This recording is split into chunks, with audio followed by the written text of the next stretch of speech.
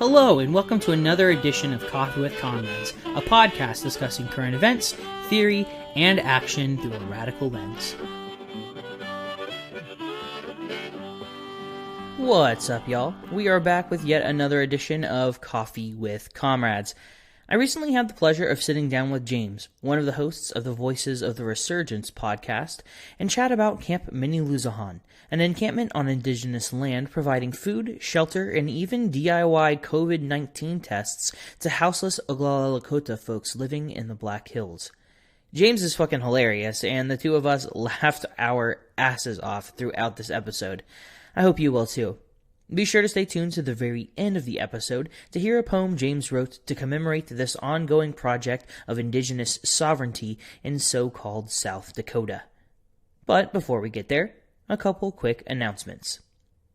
Coffee with Comrades is a proud part of the Rev Left Radio Federation and the Channel Zero Network. Check out this jingle from our comrades at It's Going Down. It's going down, and you're invited for what they selling. We ain't buying, there is no running, there is no hiding, there's only fighting or dying. It's going down, and you're invited for what they selling. We ain't buying, there is no running, there is no hiding, there's only fighting or dying. It's Going Down is a digital community center from anarchist, anti-fascist, autonomous, anti-capitalist, and anti-colonial movements. Our mission is to provide an autonomous and resilient platform to publicize and promote revolutionary theory and action. Go to itsgoingdown.org for daily updates. Check out our online store for ways to donate, and rate and follow us on iTunes if you like this podcast. If this is your first time tuning into Coffee with Comrades, thanks so much for being here. Longtime listeners will know that this podcast is a DIY project by a worker for workers. If you enjoy this project, if the conversations we have speak to you or educate you, please consider signing up to become a monthly sustainer of the program by going to www.patreon.com/Coffee with Comrades. For as little as $1 a month, you can hop into our Coffee with Comrades Discord server, enjoy exclusive first access to episodes, check out bonus content, and more. But we also know money's tight right now, and even if you love this program, you may not be in a position to support our independent media project just this second. And that's totally understandable. If you still want to help the podcast grow, you can leave us a review on Apple Podcasts. We're trying to get that coveted 5-star rating, so if you fuck with this program, consider leaving us a review. You can also follow us on Twitter and Instagram, like and share and retweet our posts, and, most importantly, tell your friends about Coffee with Comrades if you like what you hear. Alright, I think that about does it for today.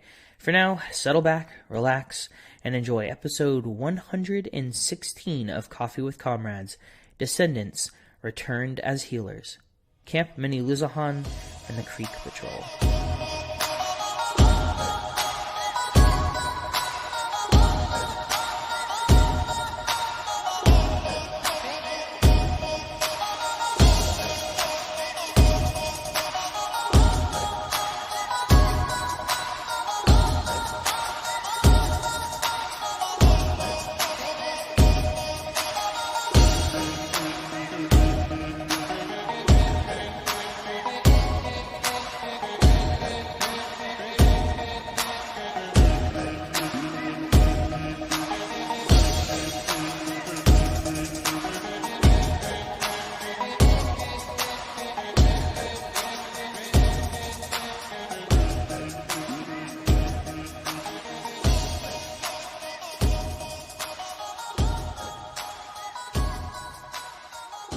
So on this episode of Coffee with Comrades, I am joined by James, a member of the Oglala Lakota, co-host of Voices of the Resurgence.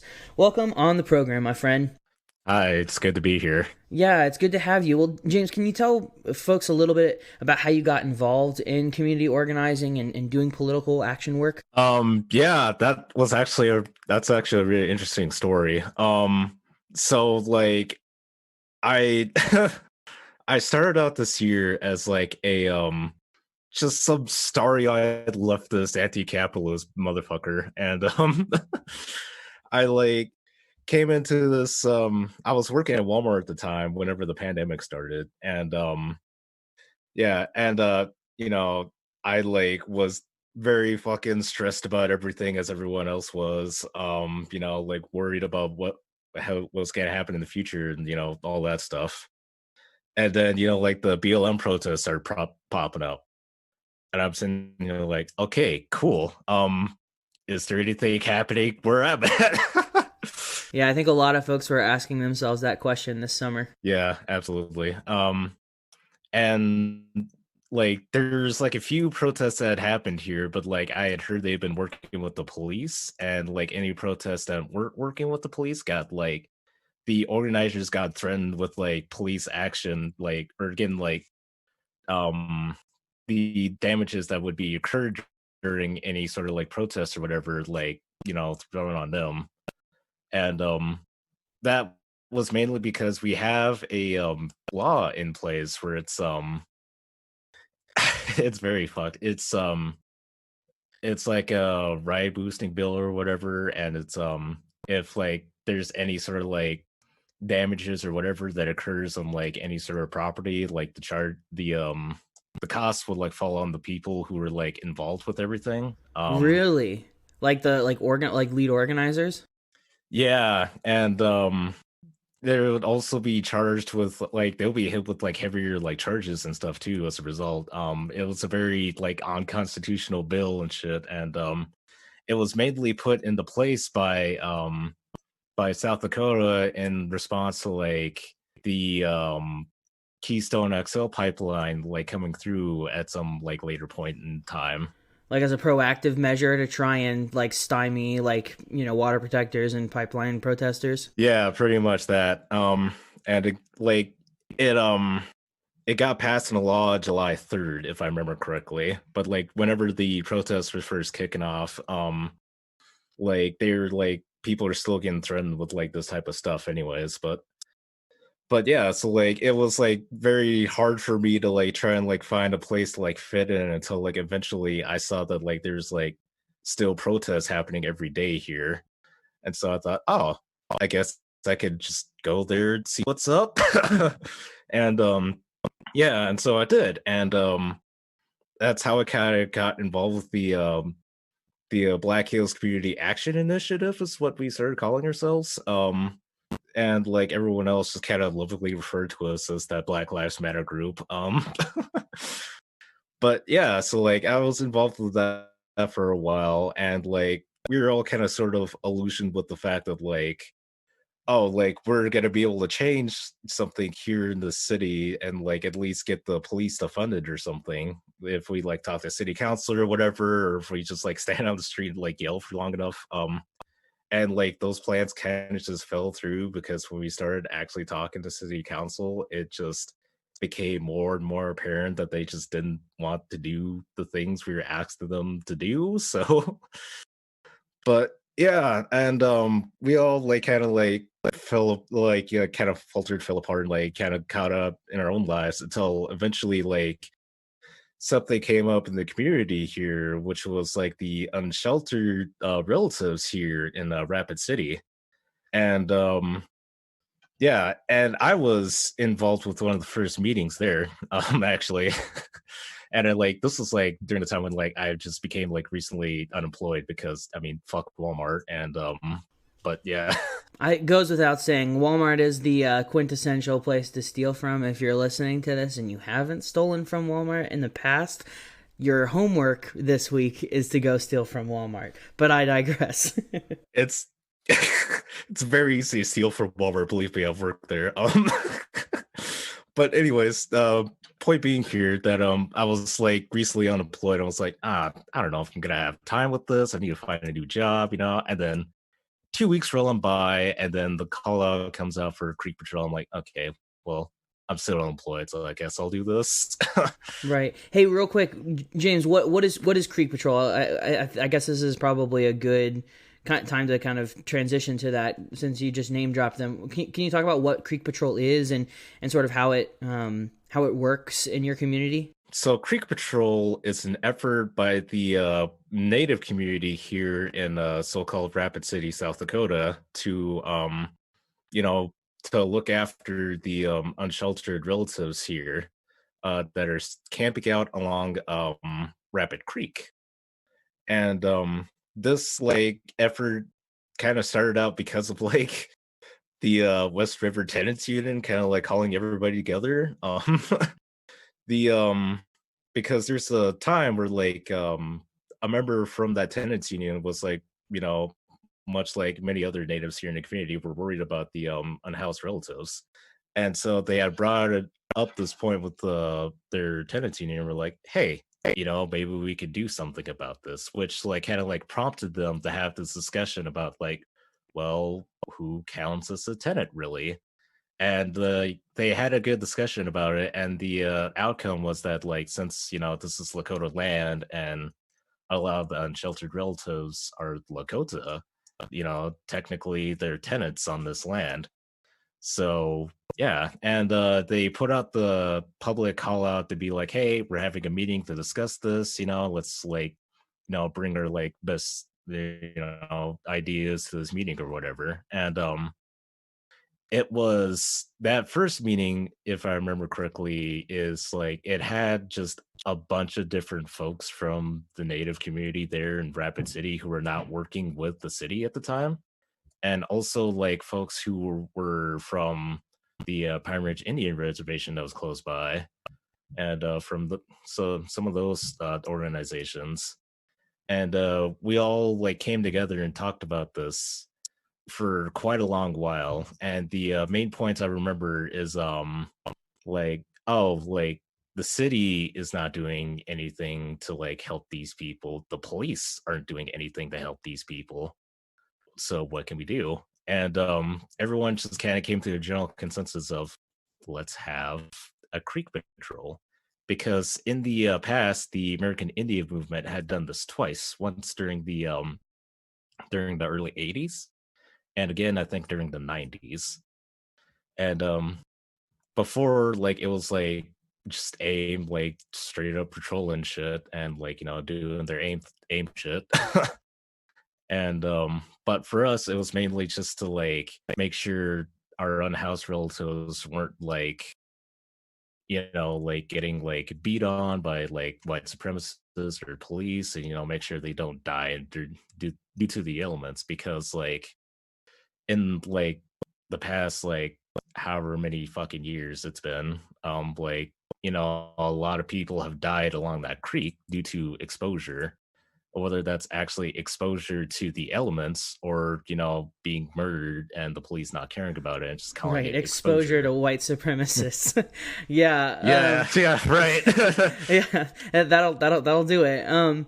Yeah, I wanted to talk to you about the particular conditions that might lead folks to assemble like a camp and do a patrol, specifically for the unhoused in the first place, because as I understand it, the brutality of winter in so-called South Dakota poses like really significant risks to the unhoused, and like you were just saying, James, it doesn't seem like the local city government is willing or able to do anything about it, and it seems that the police are exacerbating some of that violence. So you mentioned that there are a number of folks who have either been targeted or have died due to quote unquote exposure. Can you talk a little bit more about that and what that looks like, and maybe just like, you know, personal experiences of like what it looks like to you know, weather the brutality of a winter in South Dakota? Yeah, sure. So like winters here in South Dakota particularly are very bad, but especially here in the Black Hills, just because the geography that we have here, being located in like, you know, what are essentially mountains on like just very flat lands here.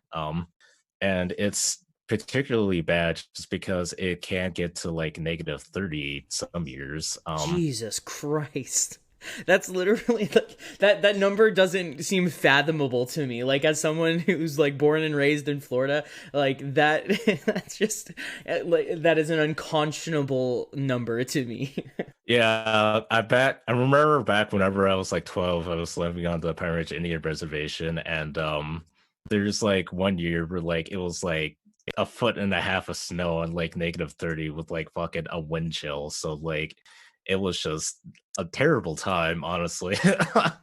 Yeah, yeah. God, I can only imagine. Yeah, but the winters get really, really fucking bad here. And like, it's poses a very significant risk to folks who just don't have a place to stay, because like a lot of the time, like they were just kind of left out here on the streets, just under like a puddle of like blankets and other people just to like keep warm, and like that's if like, you're not on the outs with like all the folks who are like doing that sort of camping or whatever. Um, or like if the police just decide to like kick you out of the band shell per se. And the band shell is a place where it's in a memorial park here in Rapid City, and it's one of the like kind of few like relatively warm places here, just because like it's kind of like it's like a fucking stage or whatever, I guess. But yeah, it's literally like one of the places that you could just kind of like sleep in where it's out of the wind. Um, but yeah, so it's particularly very bad winters here.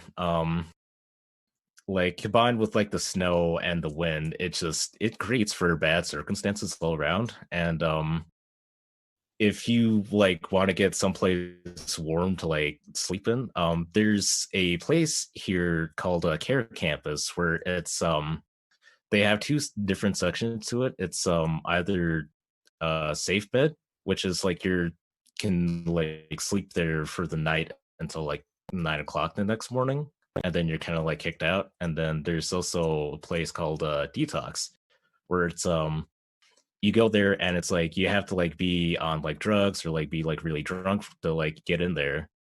And it's like you're there, like all your clothes are taken away from you, you're given like hospital garbs, and like you're just like there for the night to like dry out or whatever.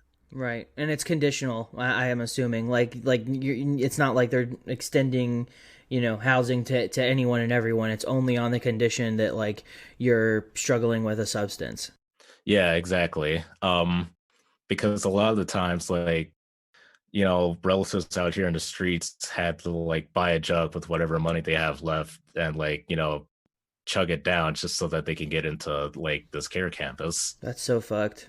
Yeah. Yeah, I mean, it speaks to the sort of like institutionalized violence against the houseless, right? Like, these larger structures of like specifically of private property, right? Which insists that people should go without the means of survival if they cannot afford to put a roof over their heads. But what interests me in a kind of dark and unsettling way is that in the Black Hills, this type of cruelty of private property takes on like a very nefarious white supremacist settler colonialist character. And I was wondering if you could talk a little bit about the way the Oglala Lakota look at the land and how that differs from the prevailing settler mindset. Because you talked about it a little bit ago, James, the idea that like, that even houseless folks are quote unquote tenants on the land. And so I was wondering if you could talk a little bit about sort of the Oglala Lakota's approach to thinking about being part of the land in the Black Hills. That's real interesting because in Lakota society, like we don't own the land, particularly speaking. We are just like people we are living beings who are taking part in the land. And if we are to take from the land in any sort of whichever way, we should be thankful for that and also be reciprocating back what we can. And like I typically think of that as like an easier way to kind of like think of this is like in food sovereignty, where it's if you're like harvesting, like let's say if you're up north and harvesting wild rice, or if you're like harvesting like team chili here in the hills, particularly you're going to be like also trying to like collect the seeds and make sure they're planted in like other places to, you know, make sure the plants are still out there and like growing and stuff. And but yeah, so like we typically think of us as just part of the land that like we should also help take care of, because the land also takes care of us. And this also kind of like correlates to the way we like treat each other in society, which is that, you know, like if you're doing really well for yourself, it's also to make sure that like others in your like village or whatever are taken care of, you know? Like if someone is doing very poorly, you know, you help them out. Like, hey, you didn't do too well in the hunt? That's okay, I got extra beef for you. Oh, what's that? You couldn't get enough berries today? That's okay, I got some extra, you know, like stuff like that. And it's like something very difficult to see like folks who are just kind of rejected by society altogether here in the hills. You know, like it's like that's why we all kind of came together. We just couldn't really stand by and watch like these folks just kind of get jerked around by society and be like, no, fuck you, you don't belong here. You know, it's interesting, James. I've had conversations with friends before, specifically like indigenous comrades, who have sort of pointed out that, like, you know, before settlers came to Turtle Island, there were no houseless folks. No one was unhoused pre the settler colonial state, right? And so it's really interesting thinking about how houselessness is a unique problem to settler colonialism, and that it's created because of the sort of interconnectivity between settler colonialism and capitalism, and its sort of prevailing edicts of private property. But I wanted to transition and talk a little bit about Camp Mniluzahan. What drove y'all to take more drastic measures to ensure that your unhoused relatives had a place to stay? Just like from the very beginning of like Creek Patrol just starting up to like the time we like to like the middle of like October pretty much, we had always talked about, you know, we like got to set up like a homeless camp or something, right? Because like we can't just have folks out on the streets all the time. What about the winter, you know? Because we started up in August pretty much was when we first started doing Creek Patrol. And then like time had like went by and like we kept talking about the plans of the future and such, and it was like, well, we can't really start a camp with just like, you know, the five of us here. Like we're just 5 people like who are dedicated to Creek Patrol all the time. We can't like sustain a camp or something like that. And then like October came rolling around, and it was like, okay, there's a blizzard coming this winter or like this weekend. What are we to do? Okay, well, I guess we can go ahead and, you know, try setting up a camp or something at least, you know? And, you know, and it was like during this weekend that like we were on like the heels of like a blizzard, you know, like we had like decided to like set up a feed in on like public property, and also to like set up teepees here because, hey, you know, storm's coming. We can't like have folks dying on the streets, you know? And like teepees just on their own are pretty fucking warm. And but yeah, like so we decided to get that started on public property in Rapid City here. That kicks fucking ass. That's so fucking awesome. You know, it one of the things that really got me hyped about this conversation when we first started talking about it, James, was reading about the just like, yeah, we're just gonna do this thing, you know, like it's that sort of like panache and get her done DIY attitude that I fucking love about like leftists who organize. Is just like, nah, we're just gonna do it. You know, it like, because like I think so often people you know, feel paralyzed, like they see so many problems and they want to confront them or do something about them, but they don't know like how to start. And like really at the end of the day, you just do the thing. That's all there is to it. You just do the thing. Just do the thing. It's probably illegal, and it's probably going to lead to confrontation with the authorities, as Camp Mniluzahan has done, but fuck it. Like, that's what happens. Yeah, we're just trying to house and feed people, like, at the end of the day. Right, exactly. Yeah, so can you talk a little bit about some of the police repression that y'all experienced in the camp's early days and sort of the direct confrontation y'all had with the settler state? Yes, I remember this very specifically, just because, like, it felt like a very long day, but it was just one day that this happened.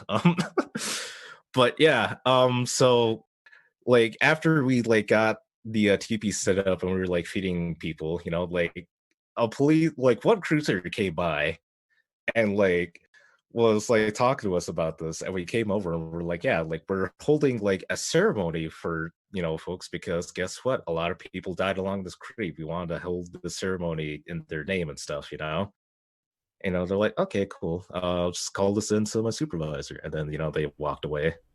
And, like, Jesus, I fucking hate cops. That's when you know something's wrong. I'm gonna call this into my supervisor. Like, fuck off, dude. yeah, honestly. Yeah, and so they walked away. They, like, sat in a cruiser watching us for a bit, and then they like drove away. And so we're like, us being the optimists, we're like, huh, maybe they'll leave us alone and we can keep doing this. and then a whole fucking, just, like, pretty much the whole fucking Rapid City Police Department, plus, like, the sheriff's office and, like, someone else, like, fucking comes rolling in, blocks off all the fucking roads to the area, and, like, surround us. And, like, boy, oh boy, was that a fucking standoff.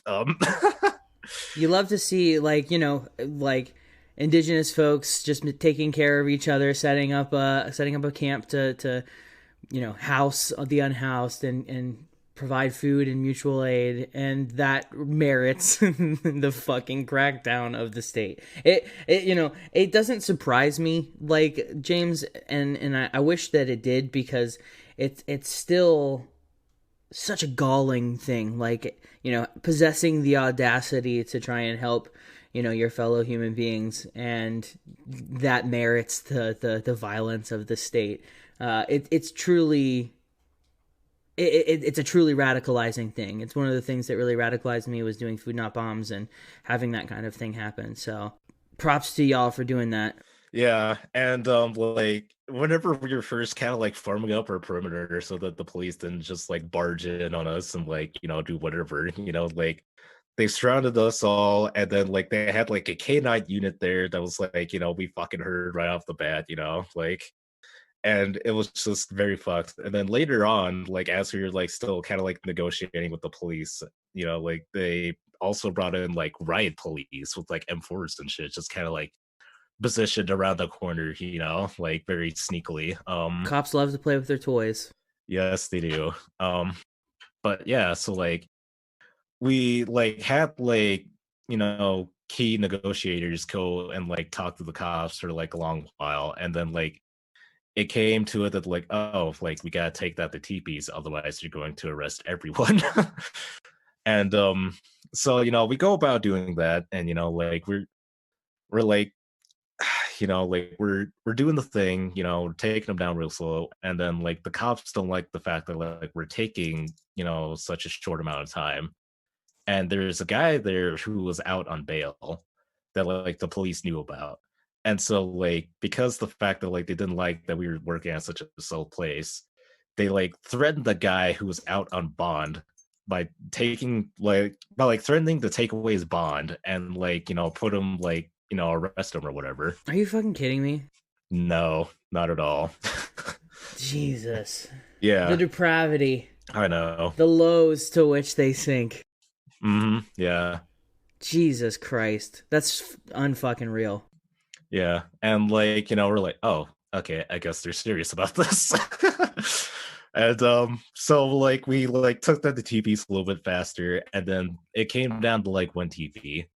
And, like, there's, like, a couple of unhoused relatives who didn't want to leave because, hey, guess what? It's warm in here, actually, and you guys put a lot of time into this, so we're not leaving.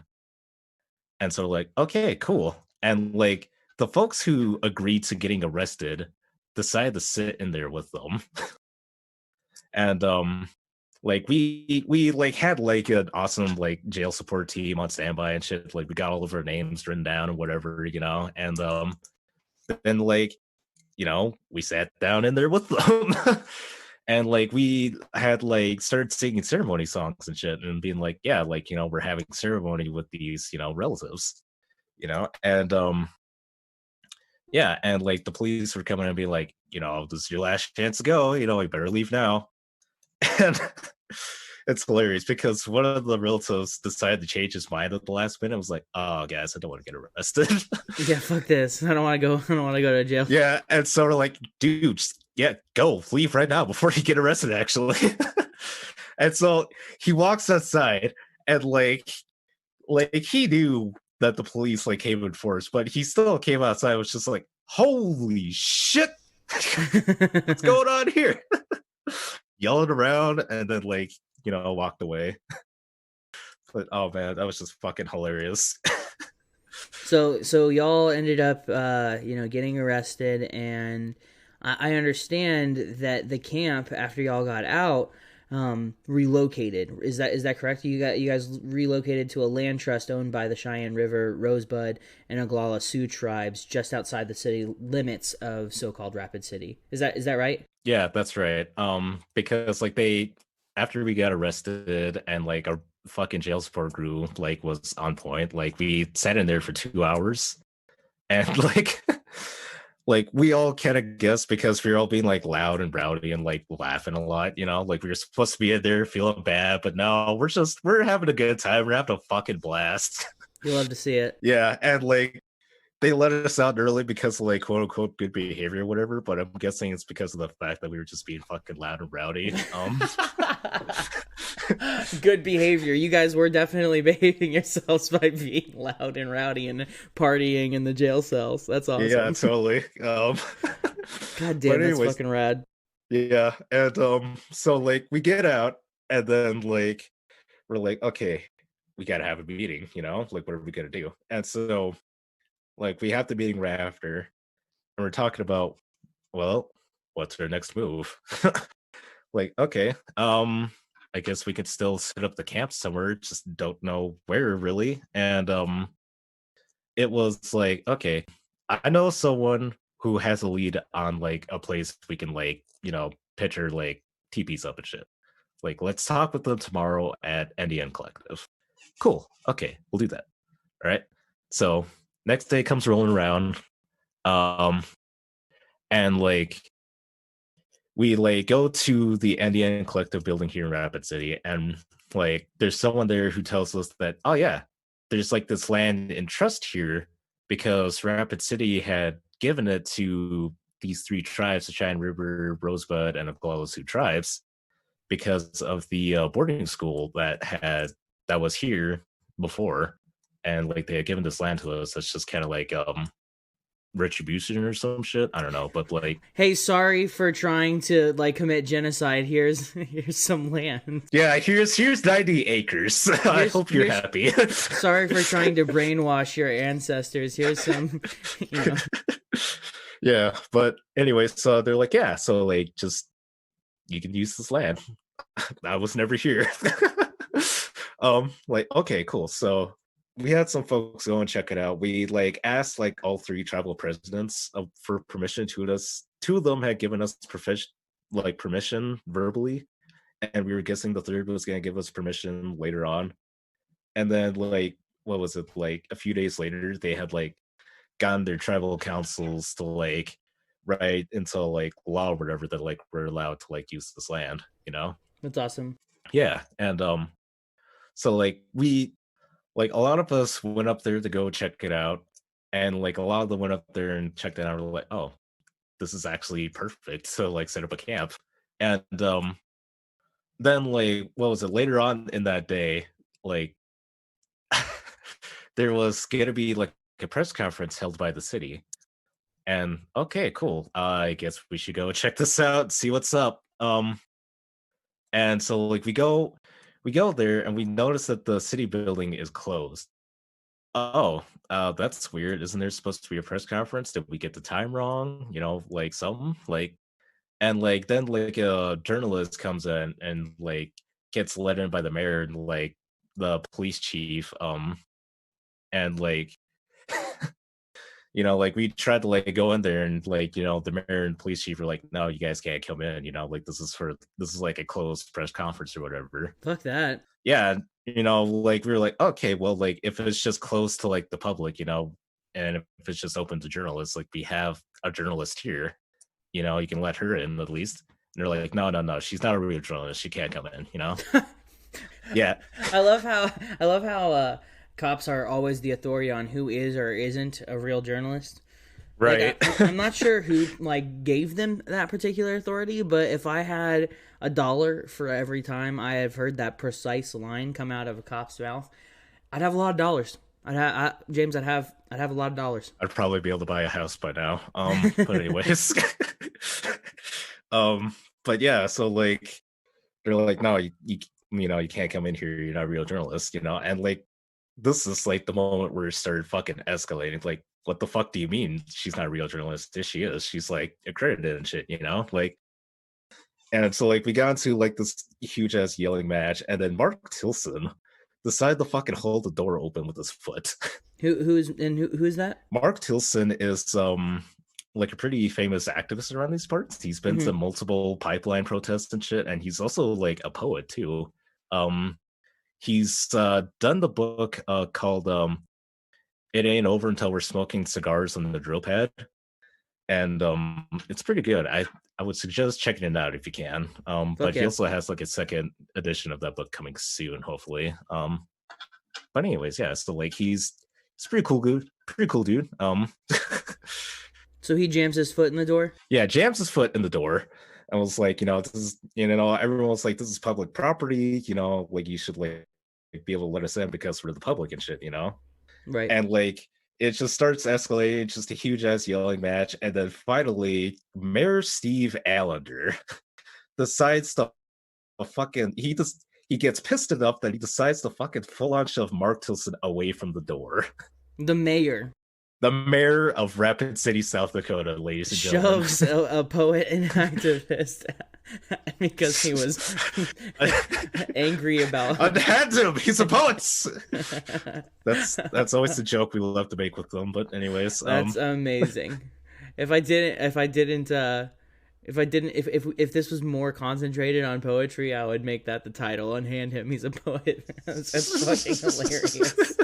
Oh my god. Yeah. Anyways, I keep distracting you. Sorry, James. Continue. No, you're good.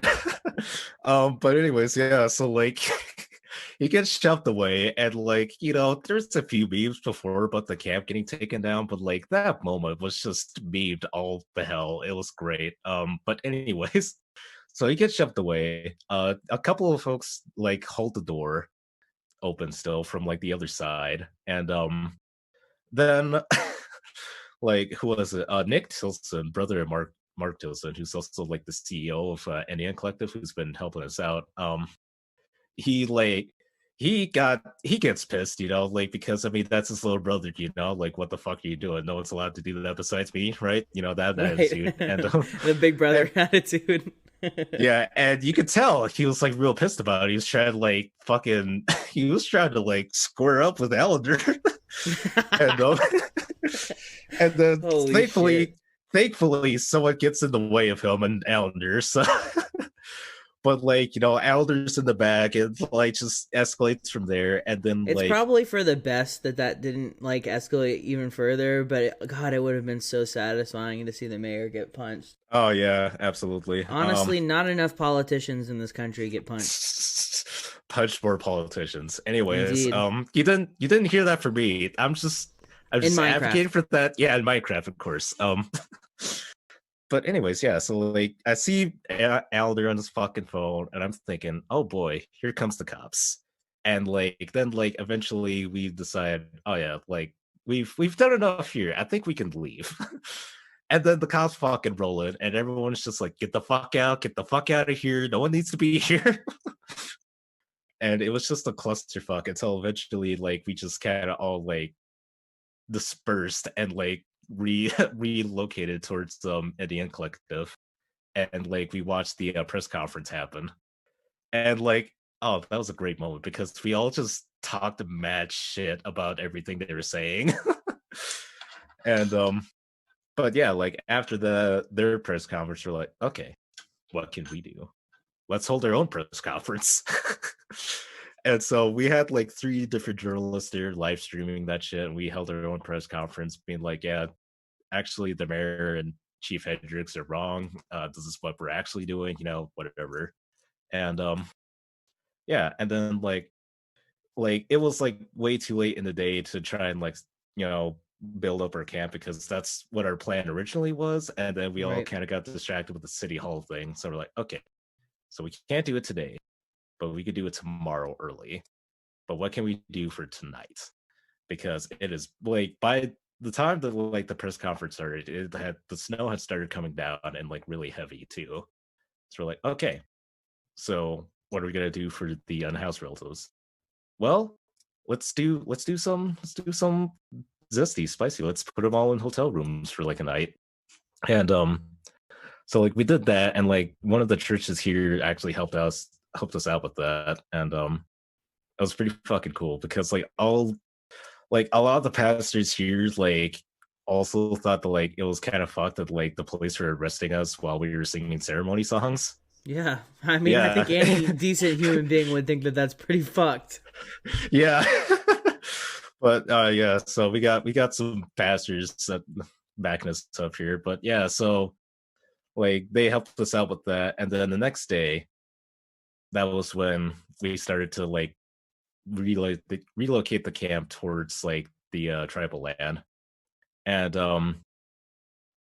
we had started taking the teepee poles up there, and like it was like a whole hectic process, because I mean the snow was already down, and like we had to like blaze a new fucking trail into this land and shit, because no one ever drives out here. And but yeah, so like we were getting all that together, and then surprise, surprise, the police kind of show up and are watching what we're fucking doing. Even though it's on like land that's been like entrusted to 3 different indigenous tribes that y'all have been giving the like blessing to go to. Yeah, pretty much. And awesome. So like very cool, super neat. Yeah, love that. Yeah, we there's like 2 cruisers and like a fucking undercover dude there, and so like we like a few of us confront them, and they're like, oh yeah, we just wanted to see where you guys were taking the teepee poles, because like can't have that on city property, lol, like okay, fine, what the fuck ever. And so like, but they couldn't do jack shit about it, because I mean it's tribal land and they don't have jurisdiction, so fuck you guys. Yeah, so tell me a little bit about that. So because obviously like police are gonna violate that, but so where is that line? Like how do you guys walk that line between trying to assert indigenous sovereignty on tribal land while still recognizing that the settler state and its lackeys, namely the cops, are going to do everything in their power to stomp all over y'all? It's been interesting, because we like have recognized ourselves from the beginning of camp as just kind of like caretakers of the land, rather than just kind of like people who own the land.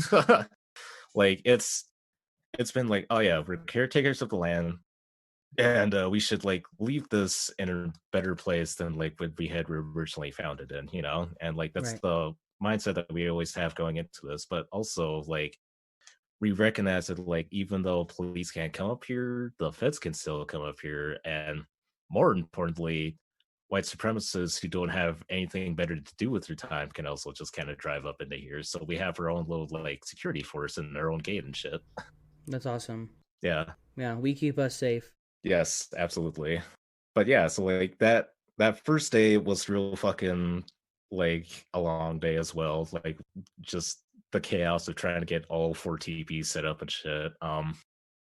And like we were still setting up with the snow and shit, and like snow was still kind of coming down that day as well, but like not really. But yeah, so like, and I was very proud that day, because like I had like helped set up one of the teepees like whenever like we were set up in town, but like I set up like another teepee again this day, and like apparently my like rope skills were like very good, because like there's like a thing where you have to do where like you set up all the poles like in a like you set the poles up in a tripod first whenever you're setting up a teepee, and then you like set up like the poles one by one along along the way or whatever, and like you like have this long ass rope that you just kind of like running it like around the poles and shit to make sure it's all tight. Mm-hmm. And I was very proud because apparently whenever I was doing the running the rope shit, like it was very tight, and like Mark Tilson had said to me, yeah, you're no longer a teenager anymore, that's very tight. I'm like, oh cool, sweet. At the ripe old age of 25, I am no longer a teenager. Holy shit, that rules. So James, one of the most ambitious and like really awesome aspects of the new Camp Mniluzahan that I encountered doing research for this conversation was the story of Cheryl Angel and the COVID-19 test that y'all administered at the camp. Could you tell listeners a little bit about how that kind of all came together? Yes. So this was during like the early weeks of camp, like we had all kind of like seen the effects of COVID-19 had on the Native community, and especially on the houseless relatives, because like we're the ones who are actually like dealing with them rather than like the city. And like whenever they're out on the streets, they didn't have like any sort of support or anything for that. Like they were just kind of left to their own devices, and like we're just creek patrol volunteers, we don't have anything to like help them out with that also. But like whenever camp got established, like then folks were like really like it kind of became like more public that like, oh yeah, like they're helping out the homeless, like maybe they should help deal with the COVID as well. And so yeah, like there was like a time when like this time was all very much a clusterfuck, because we were still trying to like establish the camp and make sure it was like all running smoothly, while also having to deal with the COVID protocols and shit. Yeah, and one of the things that like people had said was like, well, you need COVID testing up there. Okay, well, we don't have facilities for that, nor the resources. And so like then someone like kind of brought in the Oyate Health Center, and Oyate Health Center here in Rapid City, it's a place kind of like IHS, but it's like under a different code, so like it's supposed to have like better healthcare and stuff. Mm-hmm. But yeah, so yeah, Oyate Health Center decided to like get involved and like set up like a whole team to like do like COVID testing.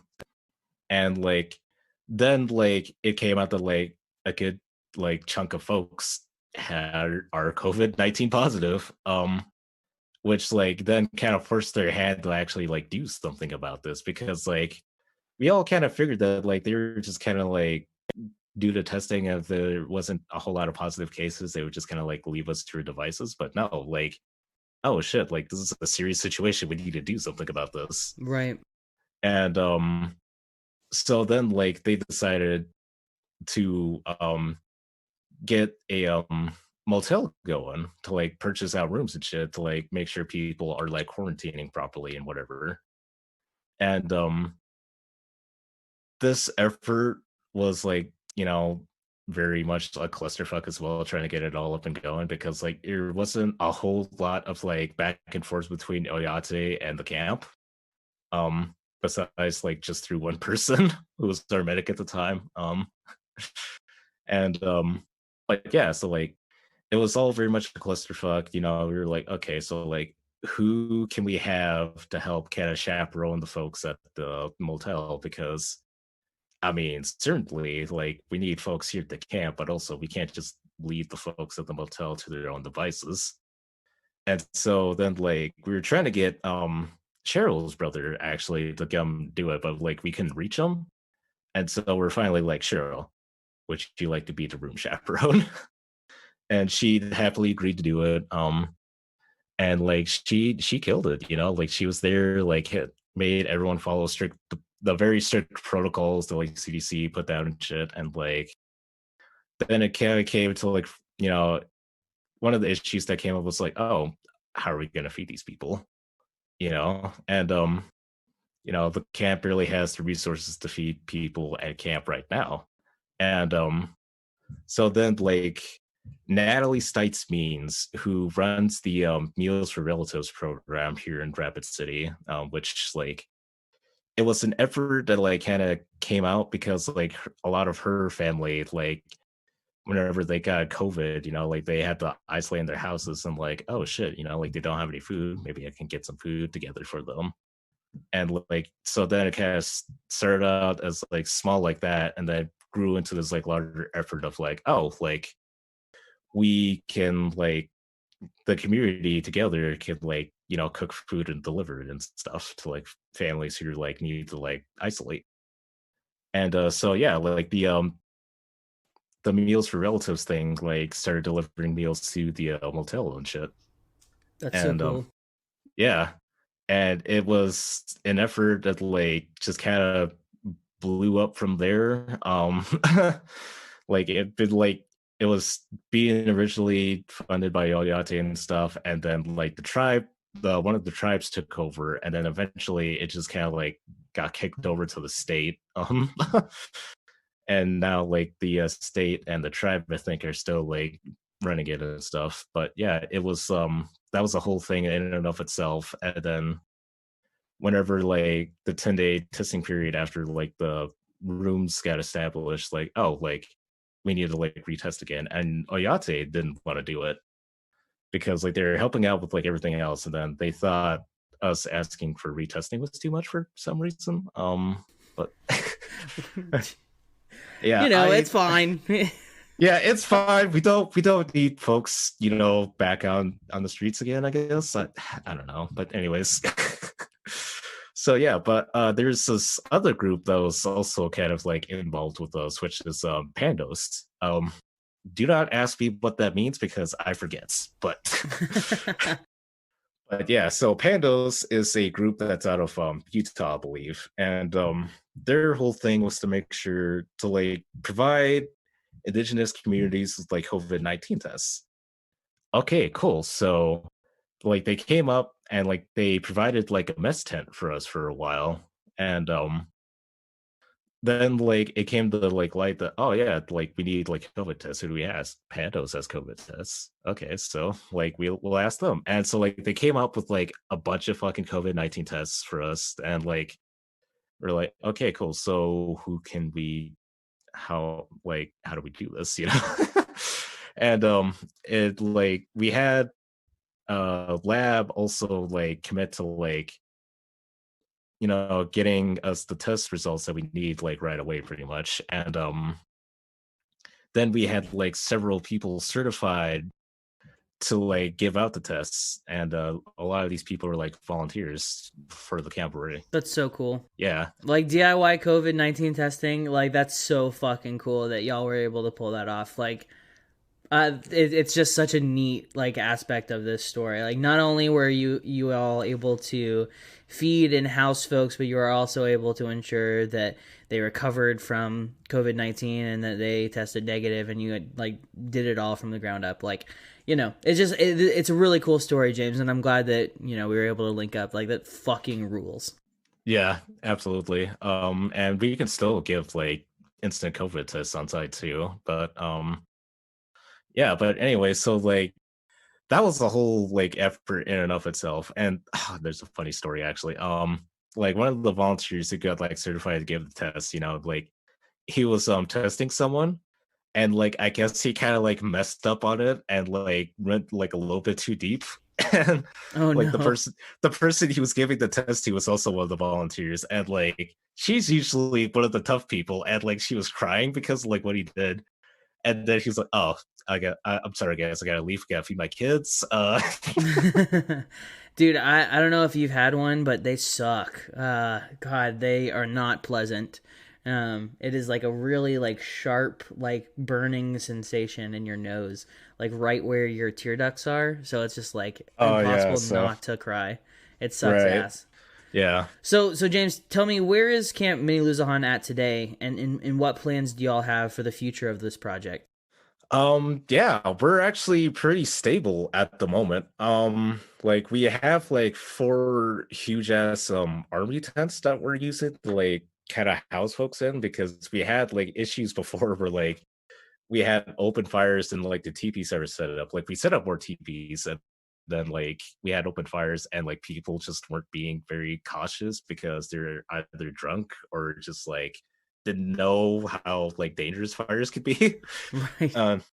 And so like we had like several issues with fire in the past, but like now like we kind of have that more under control, because with the huge army tents we have like wood stoves in them, and like there's like, because it doesn't take a whole lot of wood stoves for all these army tents, it's just like it's easier for like volunteers to like check on the wood stoves to make sure they're like doing it right and whatever. And but yeah, we got that. We got a couple of smaller army tents for like volunteers and stuff. We've got a cook shack that is not actually used. It's like a cook shack building, but it's like it's not actually being used for cooking. It's just used for food storage.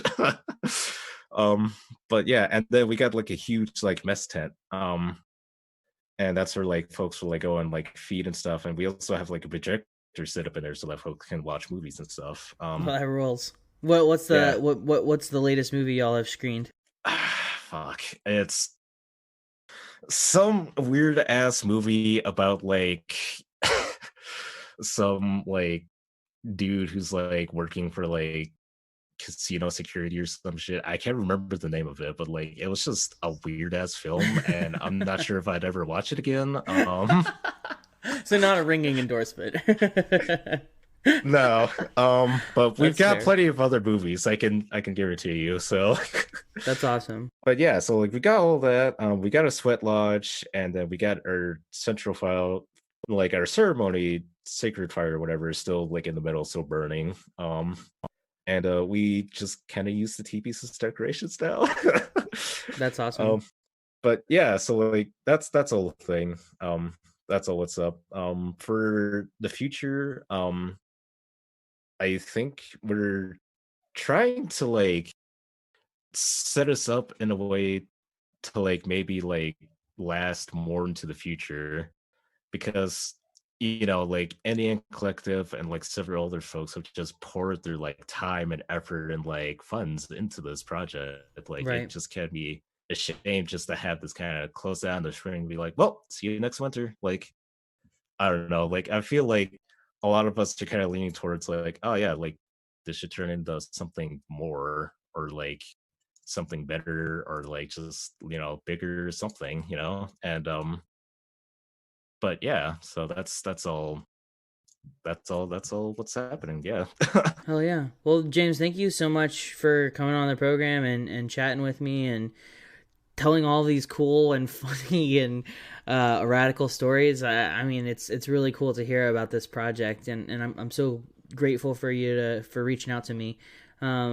Before we part ways, I would be remiss if I didn't ask where listeners can go to support the vital work of Camp Mniluzahan. What do y'all need? How can listeners lend material aid to your efforts? What can people who are listening to this podcast and think that this project is really cool, what can they do to help y'all? Yeah, so there's a lot of different things folks could do. The first thing you can all do is go to campmniluzahan.org. That's our main site where you can find out the direct donation links. You can directly there to the website. I'm very sure we have like unfortunately an Amazon wish list, but it's our best way to like kind of like centralize like what sort of like items we need donated to us. But I don't know, if you feel like very like hesitant about ordering from Amazon, that's okay. We have a address there you can send stuff to.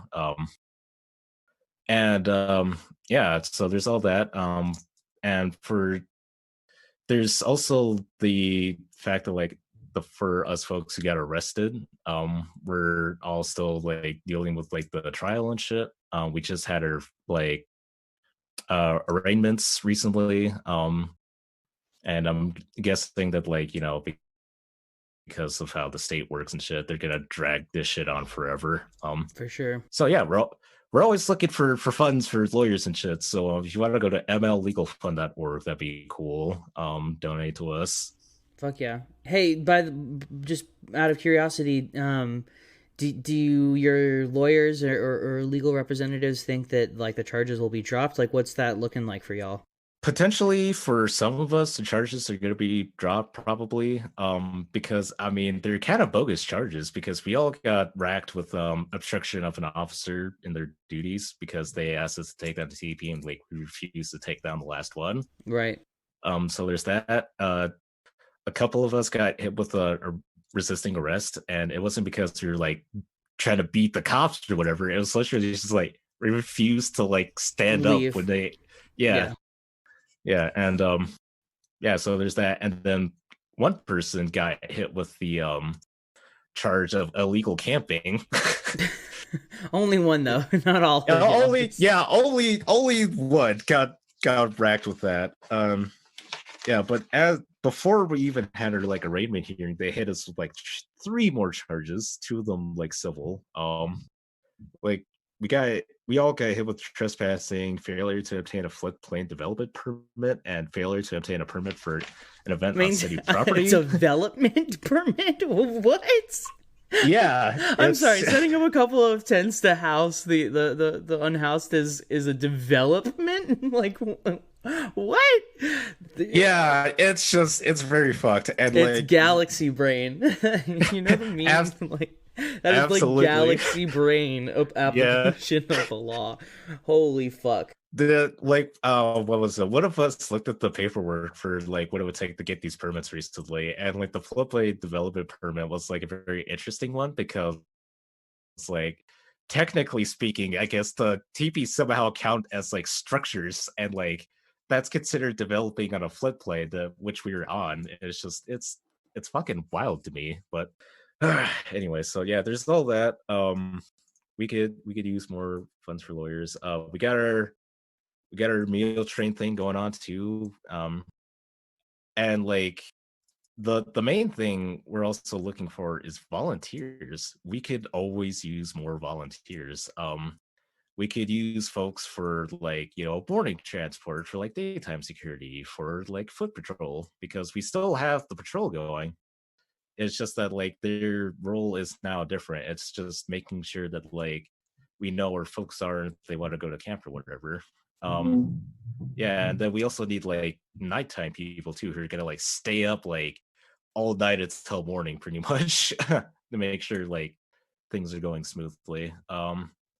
But yeah, we could always use more volunteers. So if you're in the Rapid City area, or if you're in the Black Hills or in South Dakota even, or if you even feel like you just want to like get away from the bullshit that is this pandemic, we have like facilities for you to stay at camp if you want to like help out for a while. That's awesome. But yeah, so that's where we're needing support. Beautiful. Well, James, this has been such a lovely conversation. Last thing before I let you go, is the Mni in Mniluzahan water? Yes. The Lakota word for water? Yes, it is. Fuck yeah. Wait, so then what is Luzahan? It's means like rapid or creek or whatever, so it's like fast moving water or something? Yeah, fast water. Beautiful. Cool. I love language. I'm being an English major. I love language. So that's cool. Language is pretty deep. I just made the connection because of Mniwichoni, like water is life, and then I realized, oh duh, like the Mni is the Lakota word for water, so then what is Luzon? Anyways, that's how my brain works. Anyways, thank you again, James, for having this conversation with me, comrade. I really appreciate it, and obviously best of luck with the project and solidarity with all your efforts up there. Yeah, it's been an honor to be here. Before I go, mind if I read a poem real quick? Please do, by all means. I think that's a beautiful way to end an episode. Okay. Is it a poem you wrote, or is it a poem by your friend Mark? Nah, it's a poem by me. Oh, fuck yeah. Let's hear it. All right. The ancestors left as a broken people, but we descendants returned as healers. With the knowledge we have left, the land asks for us to come back. The spirit's telling us we belong here. As we reconnect to the land and our traditions, a resurgence of our people is born. The 7th generation dancing our way into this new way of life, reclaiming that which was ours. This knowledge flowing through our blood like water flows through the mountains. Something not even time could separate us from. This is what the ancestors fought and died for. If I leave this earth, I hope I travel to the spirit world, because I made sure my relatives will make it through another winter. Thank you. Beautiful. What a great note to end on. James, thank you so much, comrade. This has been a lovely conversation. Yep, thank you. And that about does it for this week's episode of Coffee with Comrades. This is an entirely DIY show run by workers for workers. If you like what you hear, you can follow us on Twitter at CoffeeWComrades and Instagram at CoffeeWithComrades. Check out our website, www.coffeewithcomrades.com, and sign up to support our work with a monthly contribution by going to www.patreon.com/coffeewithcomrades.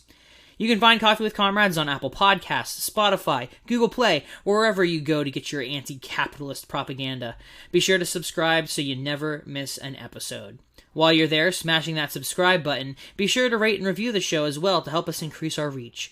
If you have feedback, criticism, or you'd just like to get in touch with us, shoot us an email at coffeewithcomrades@gmail.com. Until next time, stay wild out there, comrades. First, you should know that I have risen through the fire in colorful buckskin. The object of my desire is the color of my skin, so divided on my kin. Watch me turn the tables till we eating like some kings in beautiful headdresses. The culture is so impressive, I'm just hoping I absorb it when he passing me the message.